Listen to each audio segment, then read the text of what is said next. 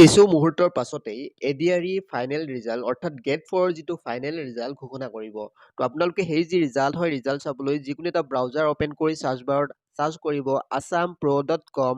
ওপৰতে যিটো ৱেবছাইটৰ লিংক দেখিবলৈ পাইছে তাতে ক্লিক কৰিব। তাত ক্লিক কৰাৰ লগে এইখন পেজ মুকলি হ'ব। আপোনালোকে ৰিজাল্টৰ ছেকশ্যনলৈ যাব। ওপৰতে দেখিবলৈ পাব Assam ADRE result 2025 ADRE 2.0 grade 4 final result. ইয়াতে ক্লিক কৰিব। তাৰপিছত আপোনালোকে এনেকুৱা ধৰণে স্ক্ৰল কৰিব। ইয়াতে দেখিবলৈ পাইছে এডিআৰই 2.0 ফাইনেল ৰিজাল্ট গেট 4 15 অক্টোবৰ 10:30 AM অৰ্থাৎ 10:30 AM আপোনালোকে ৰিজাল্টটো চাব পাৰিব। ৰিজাল্ট চাবলৈ স্ক্ৰল ডাউন কৰিব। ADRE 2.0 final result 2025 download links দেখিবলৈ পাইছে। ইয়াতে ক্লিক হিয়াৰ ওপৰৰ যিটো বটন আছে এডিআৰই 2.0 ফাইনেল ৰিজাল্ট, ক্লিক হিয়াৰ বটনত ক্লিক কৰাৰ লগে লগে এপ্লিকেশ্যন নম্বৰ আৰু পাছৱৰ্ড দি লগইন কৰাৰ পাছতেই আপোনালোকৰ যি নিজ নিজ ফাইনেল যি ৰিজাল্ট হয় এনেকুৱা ধৰণে চাব পাৰিব।